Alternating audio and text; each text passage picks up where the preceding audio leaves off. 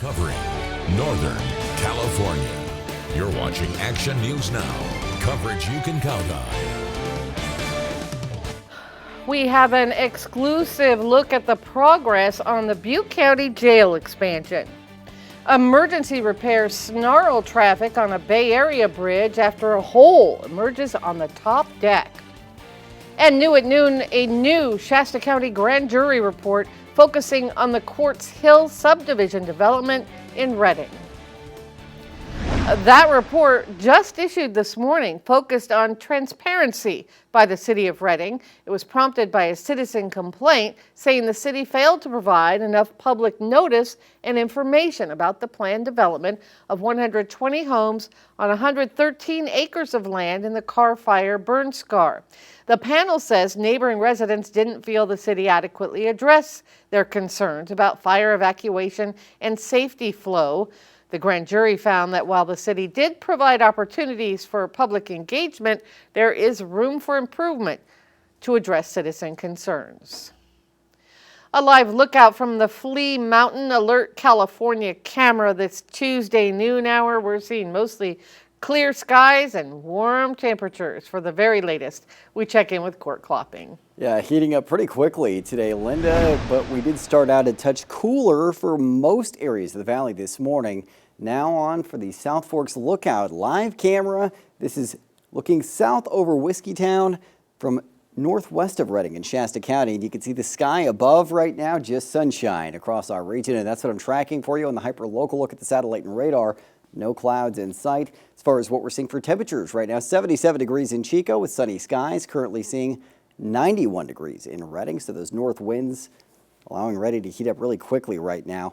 90 in Red Bluff and currently seeing 77 in Orville. So a couple of these reporting sites a little behind right now. They should be updated in the next minute or two, and I'll have updates coming up in just a couple of minutes. As far as fire danger goes forward today, high temperatures, lower 90s to lower triple digits in the valley. Wind out of the north around 15 miles an hour, gust to 20 miles an hour or so, and humidity dipping to as low as 10%. So all around, because those winds are lighter, fire danger mostly in the moderate range, but still a concern. Those winds are going to pick up a little bit heading into this evening. That will elevate fire danger into Tehama and Shasta counties, and then stronger winds on tap for tomorrow, leaving us with higher fire danger ahead. I'll be tracking how long the elevated fire danger is sticking around and how hot temperatures are getting as we head towards that weekend, coming up in a few minutes. All right, thank you, Court. The Red Bluff City Council tonight will once again consider censuring Councilmember Cody Stro over complaints made against him. If the council moves to censure Stro, he would be removed from all honorary and ceremonial positions, as well as all ad hoc and standing committees. A formal complaint accuses him of violating City Council code by submitting a conditional use permit fee waiver request for a community garden project under his nonprofit organization. The council could also refer the issue to the DA's office. Tehama County supervisors poised to take emergency action today to address the problem of land subsidence. The urgency ordinance would include additional regulations for well permitting to prevent the overpumping of groundwater in the Red Bluff, Corning, and Antelope subbasins where sinking land has been documented. County officials say the problem became worse during the recent drought. We will have the outcome on tonight's news. Tonight, the Redding City Council will discuss issuing a loan to move forward with parking lot reconstruction at the Redding Regional Airport. The amount would not exceed $1.5 million. Annual payments over 10 years would be more than $132,000 with a projected balloon payment of $500,000. Traffic across the Richmond Sanfell Bridge came to a halt yesterday when emergency crews were deployed to fix concrete breaking up near the middle of the bridge's upper deck. Officials say a pothole had split through the top part of the bridge. Caltrans reported the pothole about 3 inches wide, but it sliced through the upper deck, creating concerns concrete could fall onto cars passing under. Well, 3 inches, it's about like that. Right, so that's about the space of it. Concrete spalling, like a divot, has been cut out. We had a pothole on the Richmond Sanfell Bridge that kind of pierced it, pinpricked it. So now we've got to cut that little section out and replace it. Several more hours it took once they did patch it for that concrete to dry. The lane closures backed up traffic and created headaches for commuters. Experts say the structural integrity of the bridge should be sound.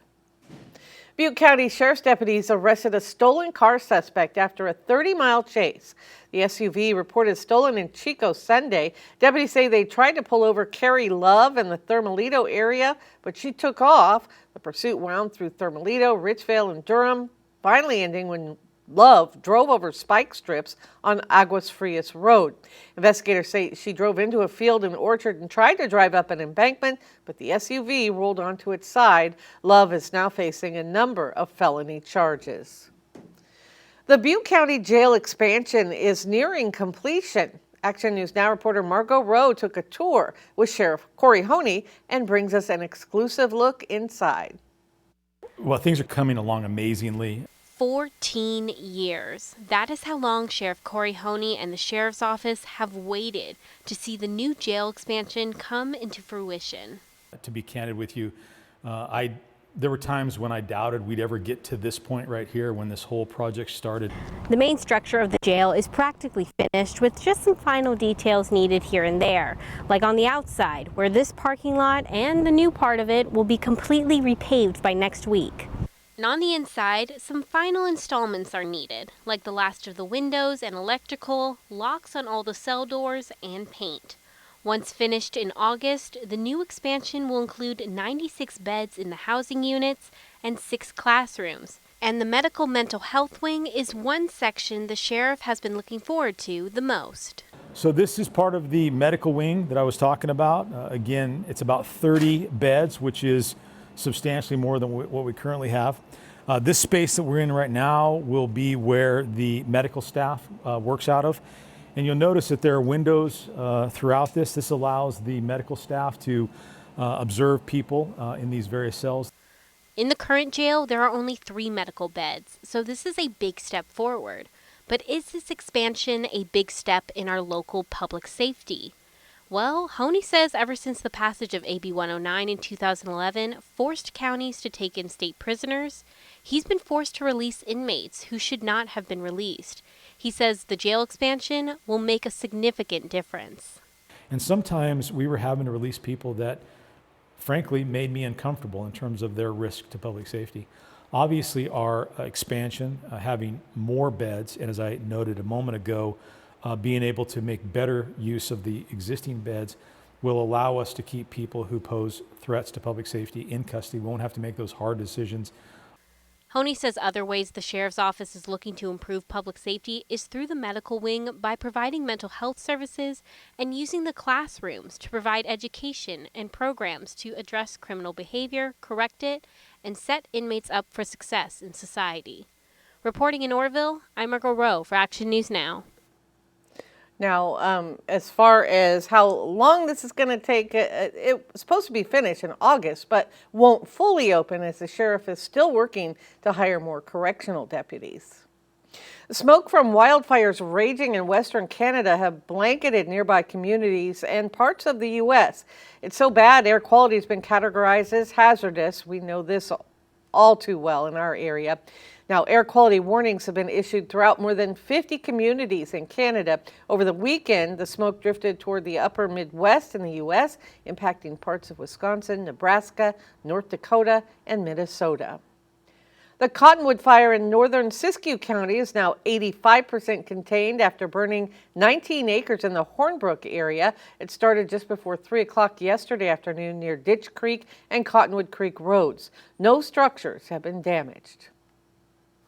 There are a host of activities planned to celebrate Bidwell Park's 120th birthday. Some guests join us next with details on how you can take part.